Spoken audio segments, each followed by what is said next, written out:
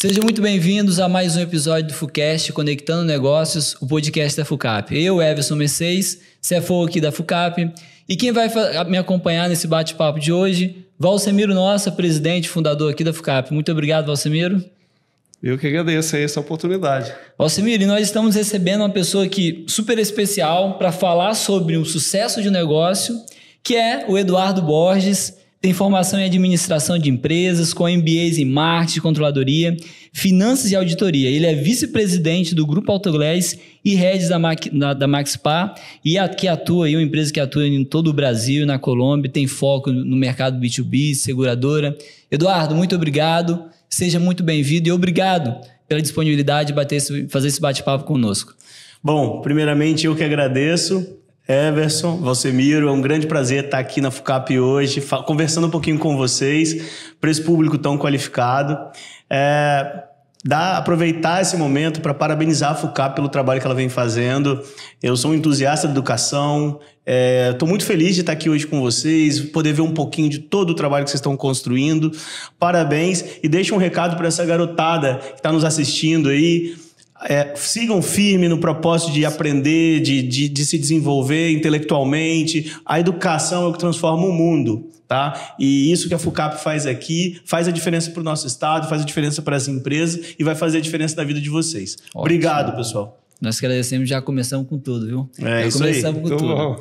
Mas estamos aqui para falar realmente de trilha de sucesso, né? Sim. E quando nós falamos em trilha de sucesso e pensamos realmente em uma empresa que está fazendo sucesso e vai fazer ainda muito mais sucesso, nós pensamos aí no Grupo Autoglass, né, Eduardo?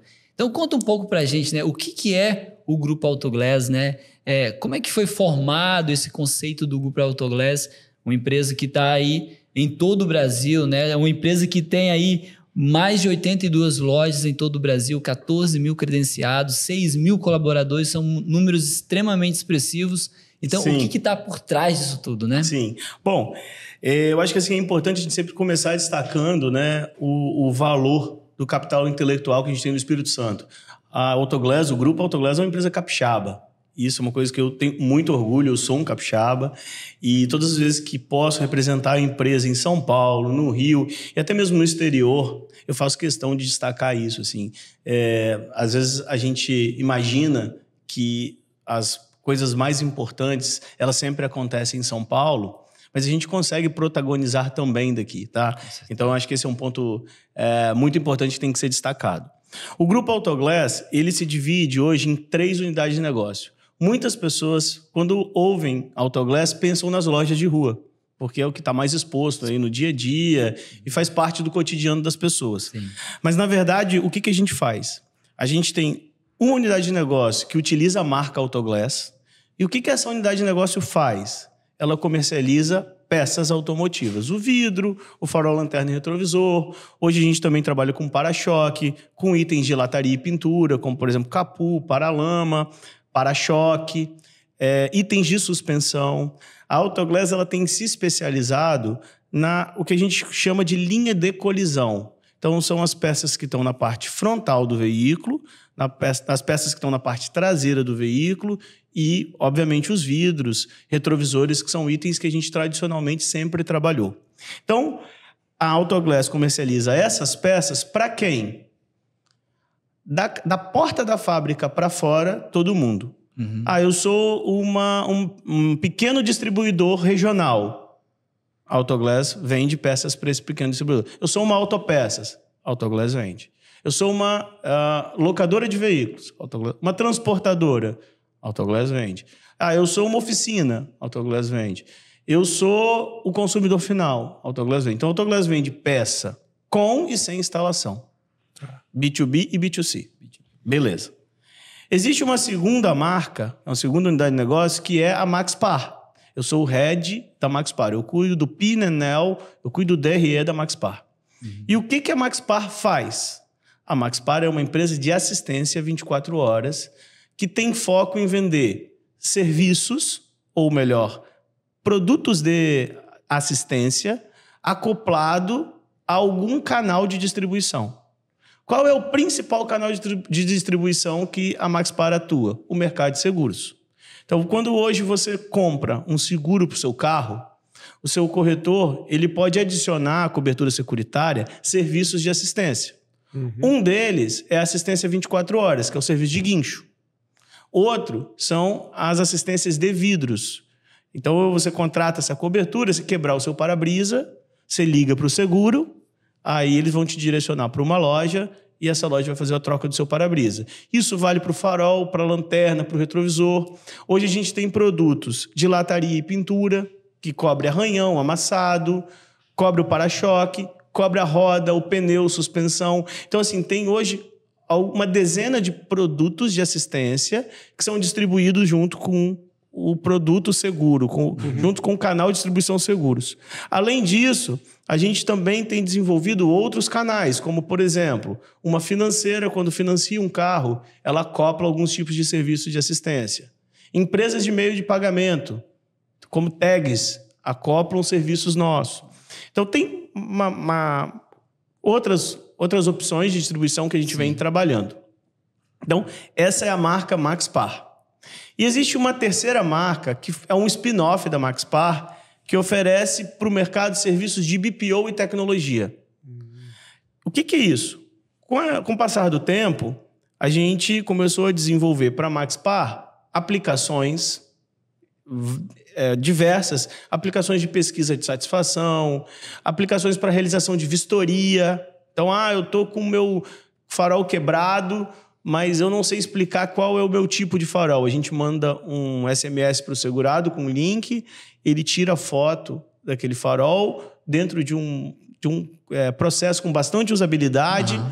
A gente avalia o farol e dá sequência no atendimento dele. Então, essa solução, por exemplo, uma solução de pesquisa, as seguradoras começaram a perguntar assim, poxa, e outros clientes, né? Você não me vende essa aplicação? Você não me licencia?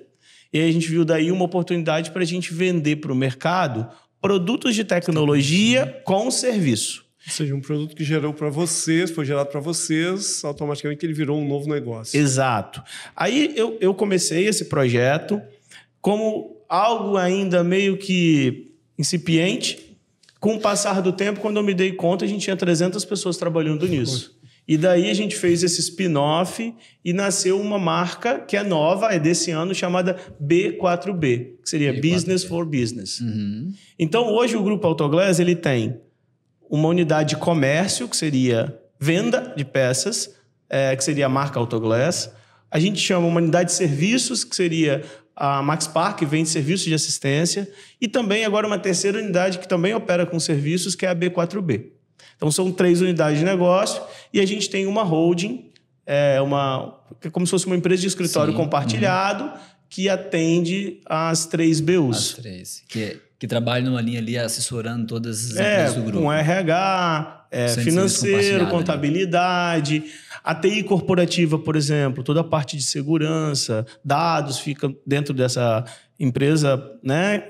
E a equipe de desenvolvimento fica dentro das unidades de negócio. Então, tudo aquilo que precisa ser rateado fica nessa holding, vamos chamar assim. Entendi. E olhando a história aí, né, desde o início lá da Autoglass, né, Autovidros antes, depois Autoglass e tal, quais foram os pontos aí que marcaram de fato o crescimento da empresa, né? O que fez se tornar um grupo Autoglass na pujança que tem hoje?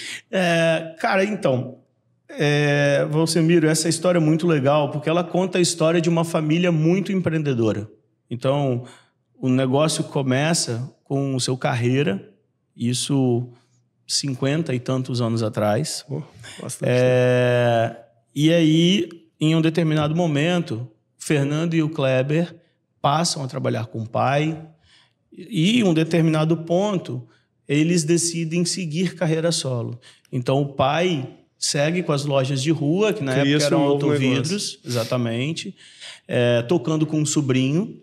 E o Fernando e Kleber criam a marca Autoglass e iniciam novos negócios. Aí é um momento de inovação para o grupo, onde eles trabalham tanto com a parte de distribuição de peças e também, logo mais à frente, com a parte de serviço de assistência para o mercado de seguros.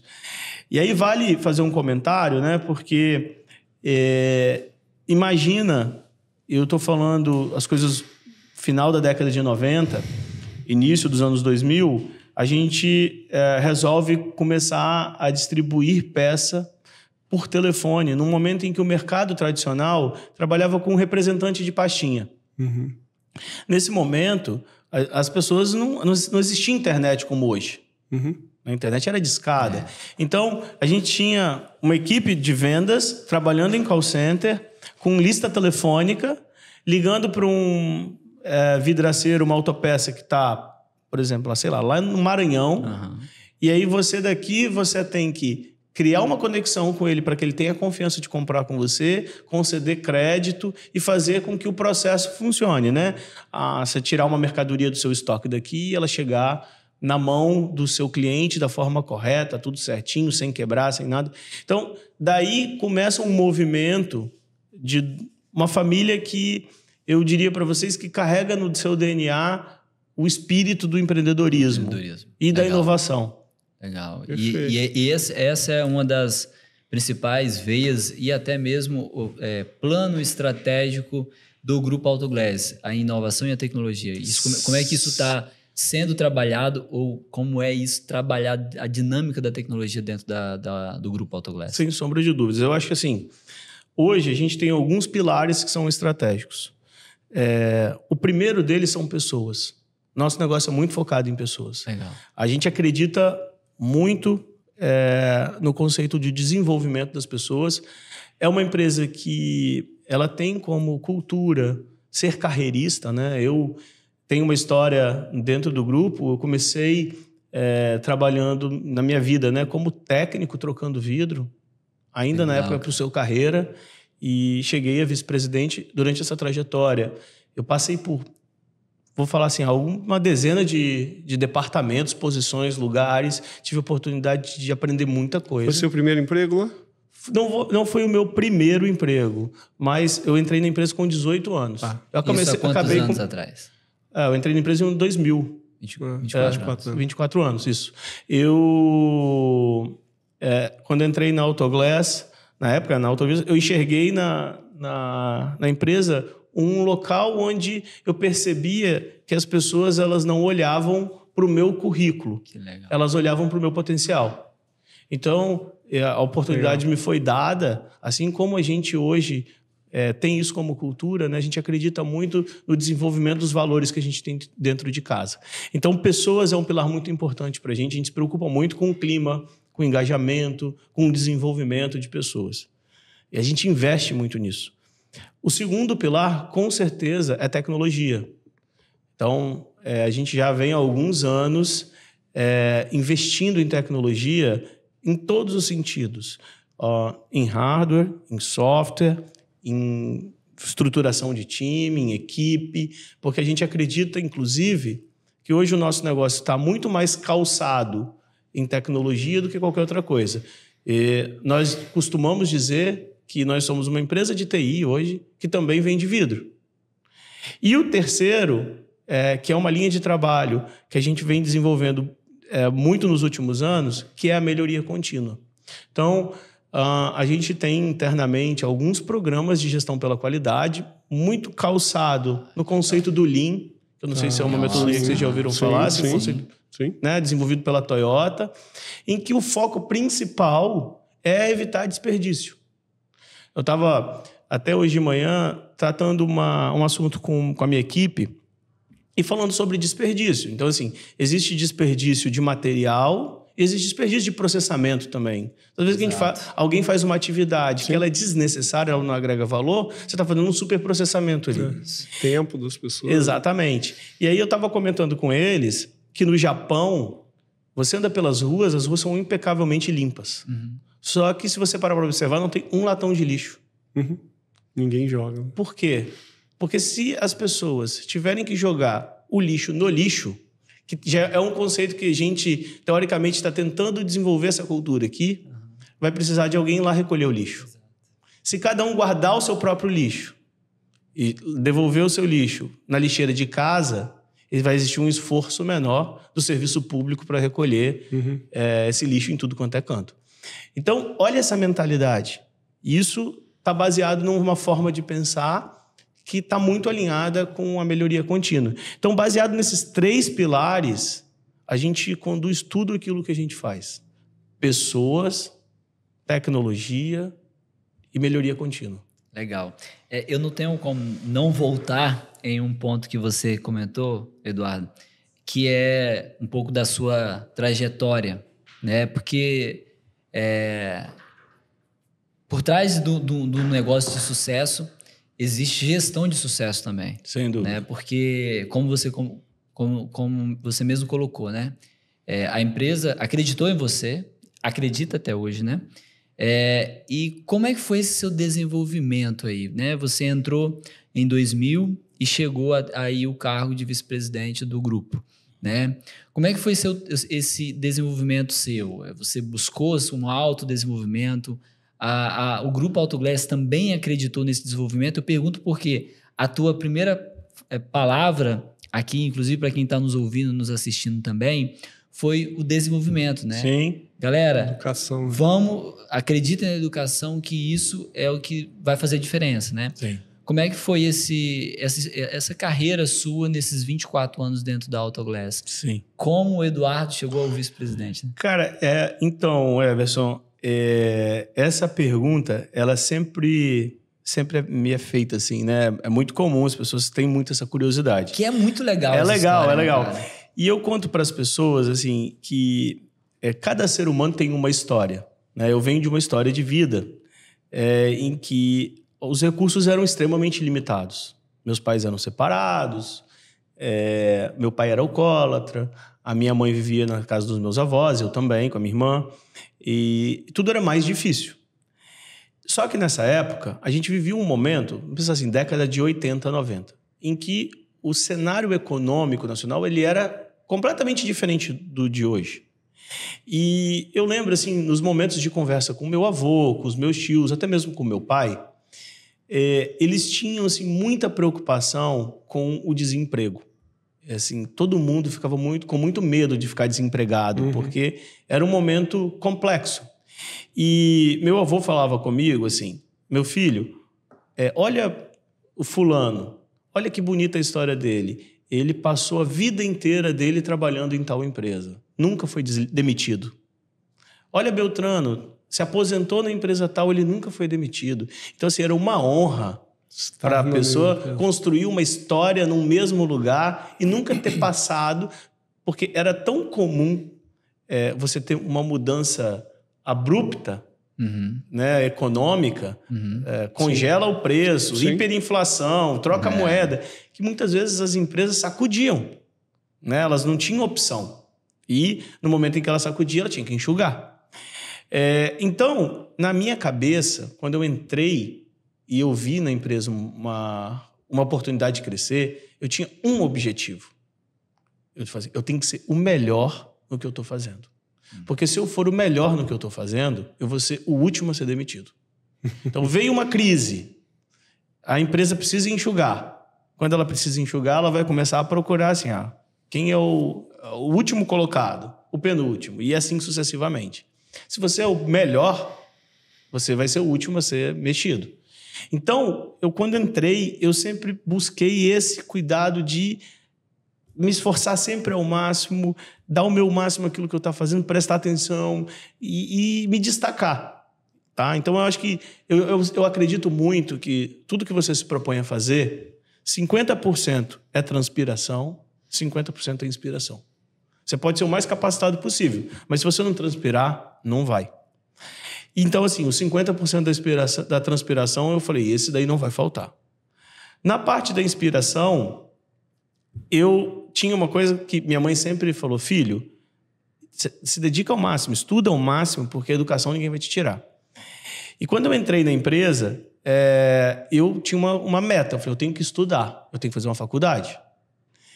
E na época, eu, com pouco recurso, quando recebi o meu primeiro salário, eu falei assim, eu preciso pagar uma faculdade. Só que o que eu ganhava era insuficiente para eu ajudar dentro de casa e pagar a minha faculdade. Então, o que eu fiz? Terminei meu dia, peguei minha bicicletinha, fui pedalando até uma faculdade de Vila Velha, Cheguei, bati na porta do financeiro e falei assim, eu queria falar com o diretor financeiro. Isso com 18 anos. Aí a pessoa, você marcou? Eu falei, não. Aí eu falei para ela assim, ela falou, então você vai ter que aguardar. Eu cheguei lá, era por volta das 6h40, ele me atendeu quase 9 horas. Quando ele me recebeu, eu estava de uniforme, propositalmente, tirei minha carteira de trabalho, meu contra-cheque, e falei assim, olha, isso aqui é o que eu ganho, eu preciso dar todo mês para minha mãe isso aqui, mas eu preciso estudar, senão não vou ser ninguém na minha vida, eu preciso que você me ajude. E ele deu uma risada, porque ele não estava preparado para aquilo ali, e aí ele começou a desenvolver uma conversa comigo, e no final ele me deu 50% de desconto para eu começar a estudar. E ele falou assim, todo final de semestre você vai voltar aqui, a gente vai bater um papo e a gente vai renovando sua condição. Quando você puder pagar o valor integral ou se você puder ir aumentando, a gente vai ajustando o seu valor. E assim foi, e ali eu terminei a minha graduação. Então, naquele momento, eu já me diferenciei dos meus colegas, porque ninguém estava preocupado em estudar e fazer uma faculdade. E eu sempre digo isso para as pessoas, assim, que seja criativo. Muitas vezes, se você se escorar nos problemas, nas dificuldades, nas barreiras, você não sai do lugar. Então, aquela iniciativa de ter ido até a faculdade, eu tenho certeza absoluta que foi um passo muito importante para que eu tenha chegado até aqui. Legal. Parabéns, parabéns, porque realmente, imagino não estou lá, mas tenho quase toda certeza, conhecendo a temática de liderança, eu tenho certeza que é essa figura de liderança que você passa para toda a sua equipe, e é por isso que surge negócios inovadores, surge dentro do grupo negócios que conseguem viver dentro de um dinamismo que hoje a sociedade tem e pensando diferente, sendo resiliente, né? E aí, quando a gente vai para dentro do grupo, a gente vê isso, né? Empresas, como você colocou, atuando dentro de um segmento, porém com estratégias ali diferentes, buscando B2B, B2C. E aí você colocou uma outra frase dizendo que hoje a Autoglass ela é uma empresa de TI que também vende vidro, né? Sim. Como é que é essa experiência, né? Como é que é o uso da tecnologia, da inovação agora com advindo, agora mais forte, né? A inteligência artificial. Como é que vocês estão entregando isso para a experiência do cliente ali de vocês? Sim. Então, eu diria para você que eu acho que uma mentalidade muito diferente nossa é que muitas pessoas olham para times de tecnologia, investimentos de tecnologia, né? Ou gastos com tecnologia, eles olham para isso como uma despesa. E nós sempre olhamos para isso como um investimento. Então, quando você pensa em tecnologia, hoje, por exemplo, a gente entende que todos os sistemas que eles são core, que eles fazem a diferença para o nosso negócio, eles têm que ser desenvolvidos dentro de casa. E aí existe toda uma estrutura montada, e existe todo um estímulo para que as pessoas pensem como aquelas soluções elas podem ser melhores, né? E isso, obviamente, vai se revertendo em ganhos para o cliente, para o processo. A mudança ela tem que ter um objetivo. Ou eu vou melhorar a experiência do meu cliente, vou ganhar pontos percentuais de NPS, ou eu vou aumentar a minha eficiência, ou eu vou reduzir algum custo. Então, dentro da nossa estrutura hoje, a gente sempre procura investir cada vez mais nos times de tecnologia e nas ferramentas e soluções de tecnologia que a gente tem. E isso se materializa muito pelo nosso principal CRM, que é a ferramenta que a gente controla nossos processos, que a gente gera nossos negócios, que todos eles são desenvolvidos dentro de casa, integrados e etc. e tal. Então passa muito por essa mentalidade de não olhar para o que você está gastando com TI como uma despesa, e sim como um investimento. Isso já muda tudo. Outra coisa hoje, quando você pensa em tecnologia, muitas vezes as pessoas pensam assim, o que é isso? É o desenvolvimento de um app? Mas, na verdade, você começa a falar de tecnologia quando você tem uma estrutura bem montada de arquitetura, sim, que vai conseguir te dar ou padronizar e desenhar a melhor maneira de fazer o desenvolvimento das suas aplicações.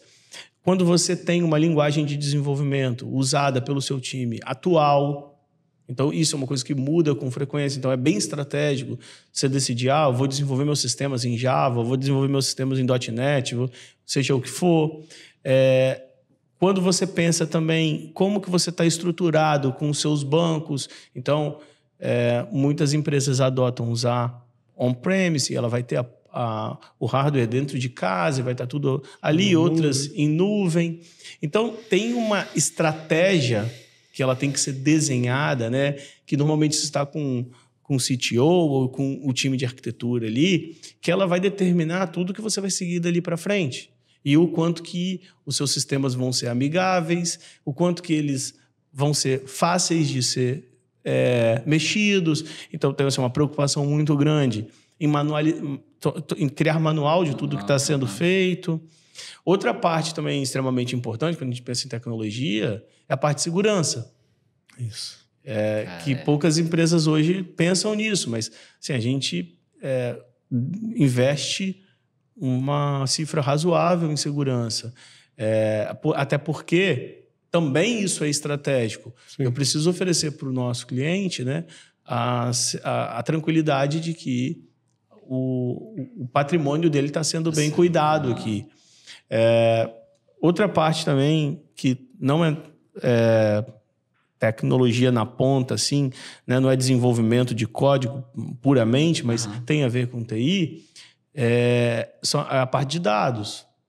Sim. Então, hoje, você conseguir fornecer para as pessoas dados de qualidade, sim, em tempo real, base crua, né? Base detalhada, analítica.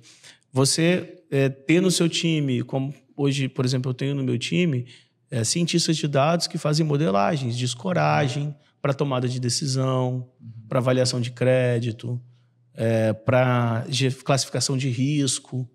Então, isso é tecnologia, sim, né? Sendo aportada. Tem todo um bastidor aí que exatamente, dá o suporte para isso. Né? Exatamente. Vocês têm um centro de inovação lá também, exatamente, sim, que ancora todas essas novidades que sempre estão sendo redescobertas aí, né? Sim. Tem um time grande lá que faz isso? Olha, a gente tem uma estrutura que a gente chama de célula de inovação e melhoria. Isso. Eu diria para vocês que no grupo hoje, certamente, a gente tem mais de 100 pessoas atuando nas células. Isso envolve pessoas que trabalham com processo, pessoas que trabalham com dados, pessoas que trabalham com Lean, pessoas que são gestores de produto, né? Hoje surgem figuras novas, o PO, o PM, né? Sim. Que são donos de produto sistêmico. Então, é uma figura que ele cuida de um pedaço de uma aplicação ou de uma aplicação e o objetivo dele é trabalhar de forma contínua na evolução daquele produto, né? Isso é um conceito bem moderno de desenvolvimento, né? Uma metodologia que o pessoal chama de ágil, em que o sistema ele não termina, ele evolui. Então você tem que ter alguém ali desenvolvendo ele, evoluindo ele o tempo todo, senão ele vai ficar obsoleto. Então hoje a gente já tem squads, já tem times grandes trabalhando em cima disso, e essa turma que atua na célula de inovação e melhoria hoje, certamente a gente tem já mais de 100 pessoas hoje que trabalham só buscando inovação e melhoria dentro das iniciativas do grupo. Perfeito. Na parte de sustentabilidade, né, ESG, tá? Eu vi que vocês têm um instituto lá, sim, também, né, Instituto Autoglass, tem um projeto Reciclass. Sim. Fala um pouquinho desse contexto todo, sim, aí, como é que está dentro da empresa hoje essas novidades aí? Novidade não, né? O conceito é antigo, mas exato, as novas letrinhas aí, sim, ESG, né? Como é que está isso no contexto da empresa hoje? Como é que, sim, vocês estão tratando isso? Então, a gente criou o Instituto talvez por volta de 2008, talvez 10, por aí. E ele, naquele momento, ele tinha 2 objetivos. Tratar os resíduos que a gente gerava. Existia e ainda continua existindo uma preocupação com os impactos que a gente gera na sociedade, no meio ambiente. E o produto que a gente trabalha, ele tem um resíduo, né, no caso o vidro, e principalmente o para-brisa, que assim, o que a gente tem de informação é que não existe hoje uma ideia de quanto tempo um vidro demora para se deteriorar. Pode se passar milhões de anos e ele vai estar ali no meio ambiente ali ainda poluindo. E o para-brisa ele tem uma complexidade porque o para-brisa são 2 lâminas de vidros com um plástico no meio. Então, poucas empresas reciclam para-brisa, porque o processo de separação de vidro e plástico é caro. Depende de um equipamento caro. E aí a ideia número 1 era, então a gente hoje está gerando, né, isso em 2008, já algumas toneladas de resíduo e a gente não pode ficar atacando isso no aterro sanitário, a gente tem uma responsabilidade social sobre isso, a gente precisa construir um processo para levar esse resíduo para o seu real destino correto. E aí nós desenvolvemos uma logística reversa que fazia com que o vidro que a gente mandava para o Brasil inteiro, ele voltava para São Paulo, onde era o único lugar que tinha uma recicladora que tratava o para-brisa e reciclava o para-brisa. Além disso, através do Instituto, a gente começou um trabalho, era Instituto Socioambiental de Educação. E aí volta a educação para a história. Sim. Junto com as escolas públicas, para conscientizar a garotada sobre a importância de preservar o meio ambiente. Então, a gente fez muitos trabalhos em parceria com escolas, ensinando a turma, a molecada, assim, qual o papel delas como cidadão e os cuidados que eles têm com os resíduos que eles geram dentro de casa e o impacto que aquilo pode ter para a sociedade de uma forma geral. Então, de lá para cá, o Instituto vem se fortalecendo, ele acabou também adotando outros aspectos sociais, projetos sociais, mas o grande foco dele está em tratar os resíduos que a gente gera. Legal. Cara, você falou aí da engenharia reversa, né? E aí, lembrei aqui sobre... Não tem como deixar de ver aquelas carretas enormes que quando a gente está viajando de carro, normalmente passa aquelas carretas lá e nós... Tá lá, Autoglass, né? Sim. E, poxa, a gente sabe que a logística no Brasil, né? É a logística no Brasil, né? É complexo. Não é para amadores. Sim, né? A logística bem no Brasil complexo. não é para amadores. E a gente estava até conversando aqui antes, né?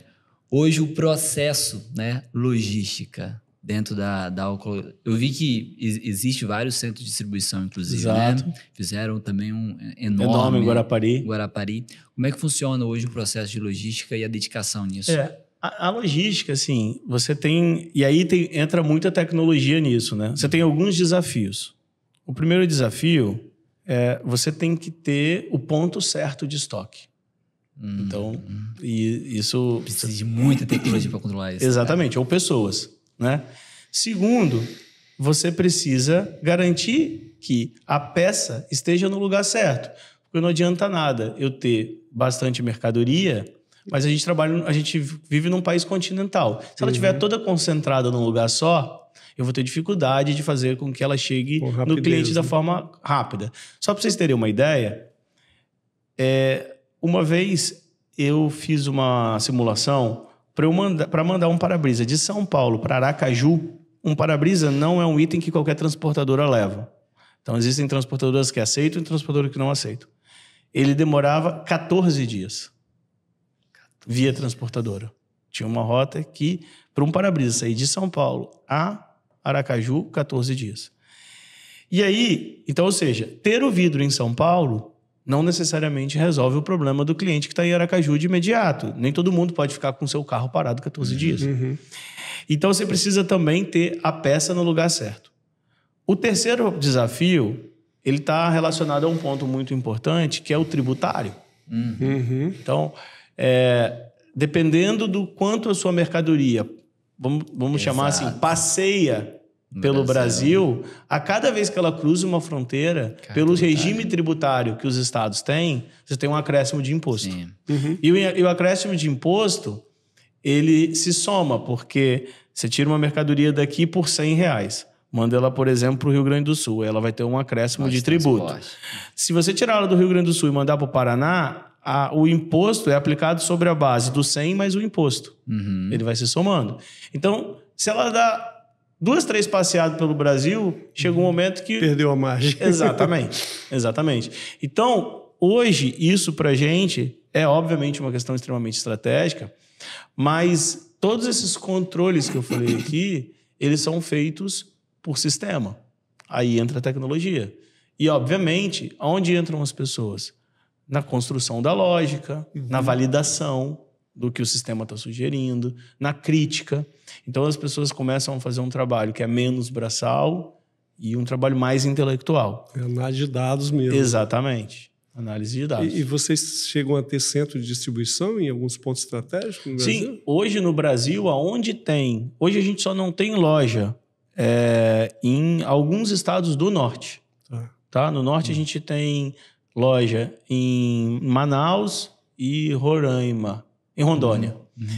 Nos demais estados, não. Todos os demais estados, nós temos um centro de distribuição onde tem a loja. Então, tem centro de distribuição aqui no Espírito Santo, tem no Rio, tem em Minas, tem em São Paulo, tem no Centro-Oeste, tem no Sul, tem no Nordeste. Todos os estados, a nossa logística é descentralizada. Aqui tem um pulmão, mas São Paulo também tem pulmão, mas, assim, de forma geral, os estados eles têm capacidade de se abastecer. O pulmão que você fala é onde tem maior concentração de peças? Assim, porque dentro da logística você tem itens de giro, que são A, B, C, D. Okay. Então, na sua operação primária, você vai ter talvez até o último grão, né? O último segmento. Sim. Na secundária, um pouco menos, na terciária, menos ainda. Que a terciária seria a loja que está lá na ponta. Então, a loja vai ter... Porque ter estoque também custa, porque o espaço custa. Então, você vai ter ali o que gira ali. E aí, se você precisa de uma mercadoria que ela de baixo giro, você tem um depósito no estado que faz aquela mercadoria chegar lá mais rápido. Se você não tem ali, aí você vai no seu pulmão e faz com que ela chegue no secundário. Cara, você comentou também aí sobre a questão de gente, né? De gente... 6 mil colaboradores, né? Mais de 6 mil colaboradores. Imagino que tem até vaga em aberto lá. Sim, buscando profissional. O backlog é grande. Eu imagino. Principalmente em estados diferentes, né? Cara, é um ponto crítico também de contratação. Sem dúvidas. Como todo e qualquer empresa. Sem dúvidas. Eu comecei aqui as minhas respostas falando que o nosso pilar número 1 estratégico são pessoas. E se você me perguntar, assim, hoje, a gente tem mais posições, e eu diria posições, vamos falar assim, posições estratégicas, relevantes, abertas, com capacidade de ser preenchida do que gente preparada para atender, entendeu? Então, assim, a gente hoje, pessoas, é extremamente estratégico porque tem um potencial grande de limitação de crescimento. Sim. Hoje, eu tenho vagas estratégicas que eu não consigo preencher porque falta gente. Vocês têm um apagão aí de mão de obra. Exatamente, qualificada. Qualificada. Né? Qualificada. Então, obviamente, né, existe uma carência hoje no Brasil e aí, mais uma vez, vale destacar o trabalho da FUCAP, né, nesse ponto. A gente tem alguns colaboradores que passaram por aqui, já fizemos muita coisa em conjunto com a instituição, porque a gente entende que é uma instituição de qualidade, que vale a pena estar próximo. Mas não é a realidade. E você tem ainda pessoas que, de alguma forma, elas escolhem empreender e outras que escolhem seguir uma carreira de executivo, como foi o meu caso. E eu entendo que acaba isso também limitando um pouco mais a oferta de pessoas e tornando esse processo ainda mais difícil.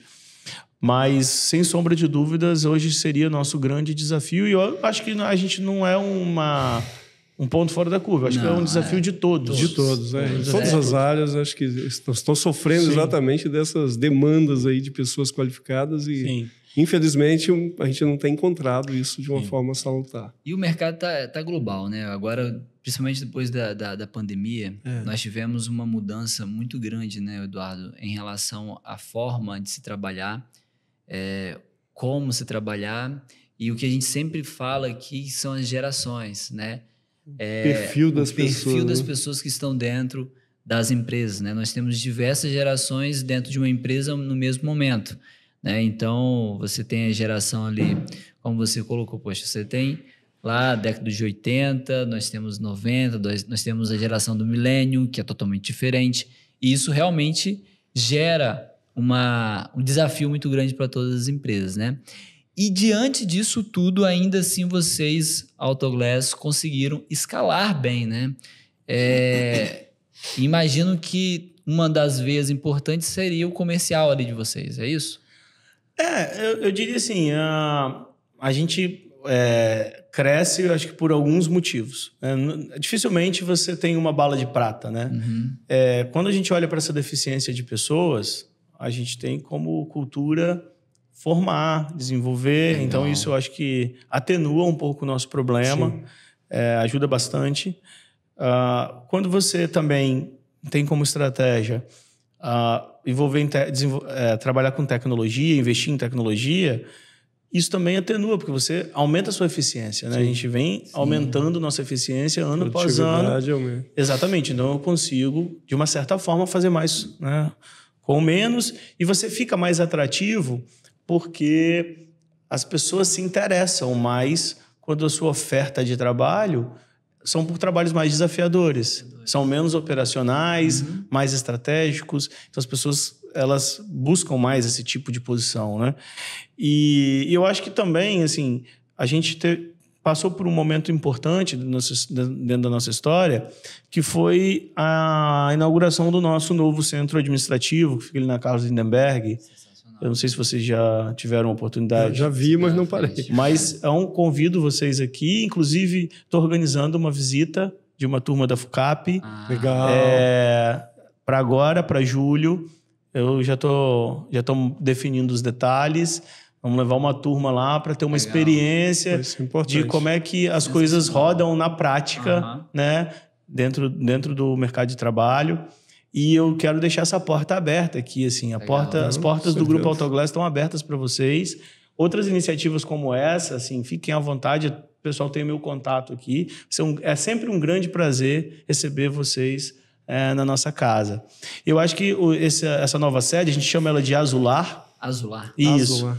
O azul, que é a cor predominante da nossa marca, com um lar, que é como a gente gostaria que as pessoas como a gente quer que as pessoas se sintam lá.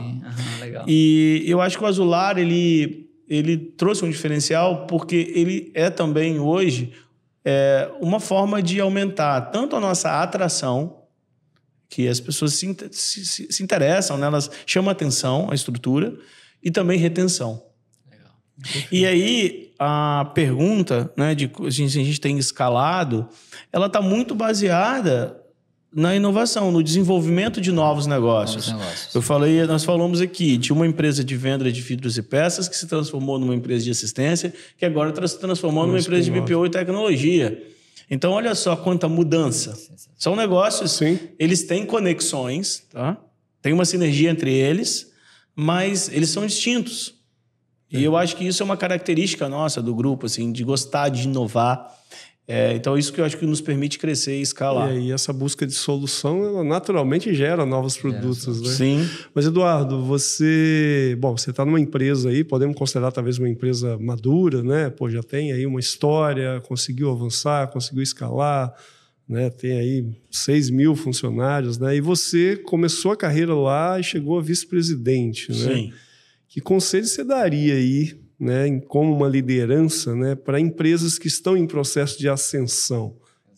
O que olhar, né? O que fazer para chegar lá? Eu tenho muitos amigos empreendedores e eu escolhi não empreender porque hoje me vejo tão desafiado na minha posição quanto se fosse um empreendedor. Mas assim, o primeiro conselho que eu dou sempre para eles é invista em pessoas. O maior erro que um empreendedor pode ter é pensar assim, eu vou pagar pouco, eu vou remunerar mal, porque isso vai me ajudar a ter uma rentabilidade maior. Eu tenho uma crença, que não existe funcionário caro, existe funcionário que não se paga. Você pode ganhar R$1.000 por mês e ser caro, você pode ganhar 100 mil e ser barato. Depende de quanto valor você gera para o negócio. Depende da entrega, né? Isso. Essa é uma coisa. Segunda, estimule a sua equipe a pensar como dono. Lá na Autoglass, no grupo Autoglass, a gente estimula as pessoas a pensar como dono, a cuidar daquilo que está sobre a responsabilidade dela, como se fosse a empresa dela. Então as pessoas têm que ser empreendedoras na função em que elas estão. Elas não podem ter aquela mentalidade assim, eu estou aqui, é só mais um trabalho. Esse é o segundo ponto. Terceiro ponto, que para mim é fundamental, não tenha medo de inovar. Não tenha medo de criar um mercado novo. Muitas vezes, quando eu converso com pessoas, eles às vezes constroem um negócio, só que eles esquecem que o mercado hoje está tão dinâmico, as coisas estão tão rápidas, que os negócios vivem ciclos. Eles começam e terminam. E o maior erro que um empreendedor pode ter é ele pensar o que ele vai fazer só quando o ciclo terminar. Você tem que construir sempre o seu novo ciclo. Você tem que se antecipar. Então, essa visão estratégica de eu construí isso aqui, isso hoje está legal, mas qual é o próximo passo que eu vou dar a partir daqui? Eu diria para vocês que isso não é uma tarefa fácil. Muitas vezes, e isso é o que mais dificulta, o resultado ele não é no curto prazo. Então, às vezes, as iniciativas que você começa hoje, elas vão surtir efeito e vão ser colhidas daqui a 2 ou 3 anos. Então, naquele primeiro momento, gera uma frustração, uma falsa impressão de que o que você está fazendo pode ser um desperdício. Uhum. Mas, se você não inovar, se você não buscar o novo, com certeza absoluta, você vai ficar para trás. Ou seu produto vai virar um commodity, você vai ter que competir só puramente por preço, ou o seu mercado vai se transformar e você não vai nem entender o que aconteceu, mas as coisas não se perpetuam do mesmo jeito para sempre em nenhum negócio.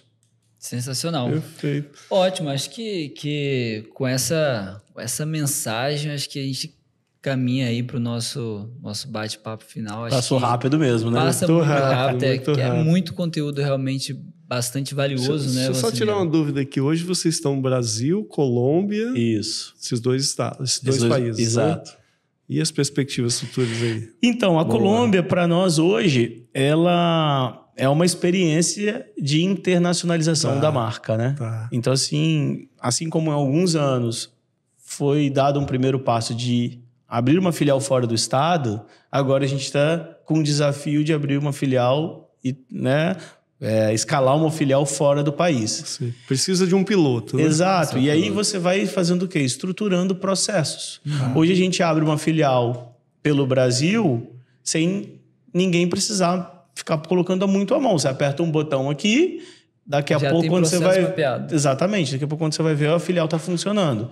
E a gente está vivendo exatamente essa experiência na Colômbia. Entendi. E tem sido, sim, uma experiência muito rica de aprendizado. Existem iniciativas que deram super certo, existem iniciativas que não deram tão certo, e aí a gente está evoluindo.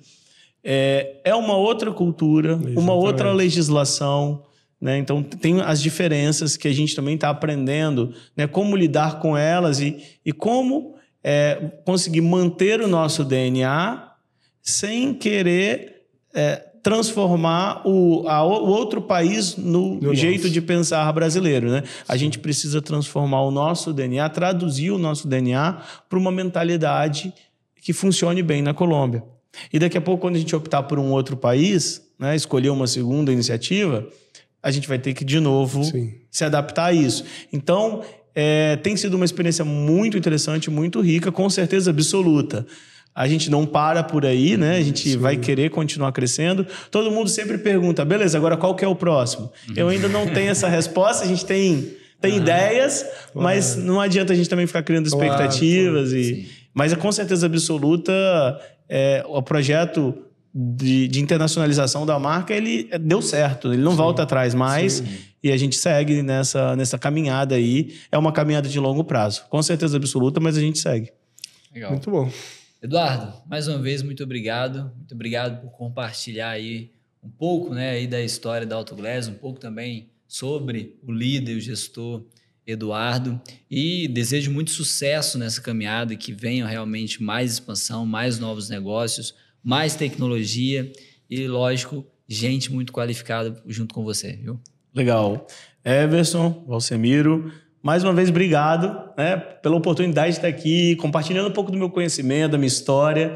Eu gosto muito de poder contar a minha história, porque eu acredito que é uma forma que eu posso contribuir para o desenvolvimento de outros jovens. Inspirar outros. Exatamente, assim. Em algum momento alguém fez isso por mim, né?